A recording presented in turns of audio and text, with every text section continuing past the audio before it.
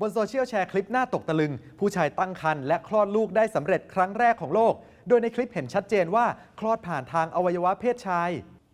ชัวร์เหรอ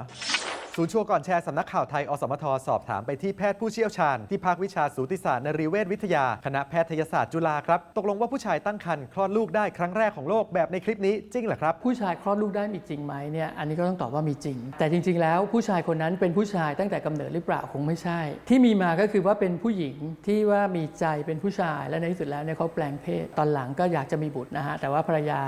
ที่แต่งงานด้วยเนี่ยไม่สามารถมีบุตรได้เขาก็เลยพยายามใช้เทคโนโลยีช่วยการเจริญพันธุ์ให้เกิดการตั้งครรภ์แล้วก็คลอดบุตรกลุ่มที่จะตั้งครรภ์และคลอดได้ต้องเป็นกลุ่มที่ยังเก็บมดลูกและช่องคลอดรังไข่อะไรไว้กลุ่มที่ตัดหมดไปตั้งแต่แรกเลยก็ต้องบอกว่าหมดสิทธิ์แล้วครับจริงๆรายอย่างเงี้ยรายแรกในโลกเนี่ยคลอดไปตั้งแต่ปี 2007 ก็คือ 10 ปีมาแล้วหลังจากนั้นเนี่ยก็มีทั้งประเทศจีนออสเตรเลียและประเทศต่างๆรายงานเคสแรกของประเทศเขากันอยู่เรื่อยๆแล้วชายไทยที่คลอดแบบนี้มีไหมครับเท่าที่ลองพยายามค้นหาดูเนี่ยยังไม่พบรายงานว่ามีกลุ่มสตรีแปลงเพศเป็นชายแล้วก็ตั้งครรภ์จนคลอดแล้วคลิปที่แชร์กันล่ะครับเหมือนจริงมากคลิปที่เราเห็นกันเนี่ยน่าจะเกิดจากการตัดต่อมากกว่าคงไม่ใช่อย่างนั้นอาจารย์ยืนยันว่าภาพที่เห็นในคลิปนี้ไม่เหมือนในห้องคลอดของจริงอย่างแน่นอนครับและมีความผิดปกติหลายอย่างเกินกว่าจะเป็นเรื่องจริงถ้าคลอดได้จริงเนี่ยควรจะคลอดอยู่ที่ต่ำกว่าตรงอวัยวะเพศคือเป็นช่องคลอดเดิมของเขามากกว่าและสรีระร่างกายผู้ชายก็คงจะไม่สามารถยืดขยายจนคลอดทารกออกมาได้แบบในคลิปแน่นอนคือจริงๆเนี่ยมันไม่เหมือนกันเลยฮะช่องคลอดของผู้หญิงเนี่ยมันต่อเนื่องอยู่กับมดลูกอยู่แล้วพอปากมดลูกเปิดหมดเวลาที่ทารกจะคลอดมันก็จะเคลื่อนต่ำลงมาแล้วเข้าไปในช่องคลอดซึ่งยืดขยายได้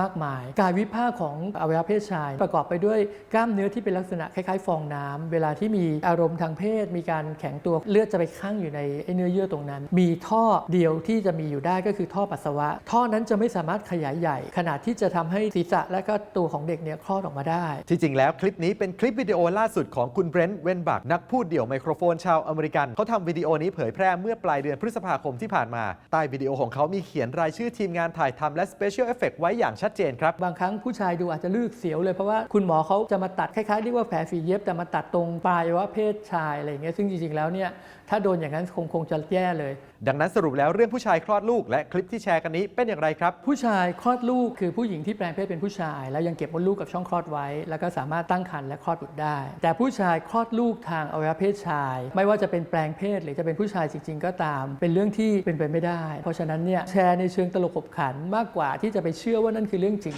ในโลกที่เทคนิคการสร้างสรรค์ก้าวหน้าหลายเรื่องที่แชร์กันก็อาจจะเชื่อไม่ได้แม้มีวิดีโอให้เห็นนะครับยังมีอีกหลายเรื่องน่าสงสัยบนสังคมออนไลน์หากได้รับอะไรมาอย่าเพิ่งแชร์ต่อร่วมตรวจสอบไปด้วยกันกับชัวร์ก่อนแชร์หาข้อมูลที่ถูกต้องแน่ใจก่อนจะแชร์ให้คนที่ท่านรักนะคะสนับสนุนโดยกองทุนพัฒนาสื่อปลอดภัยและสร้างสรรค์และ Caltech Techron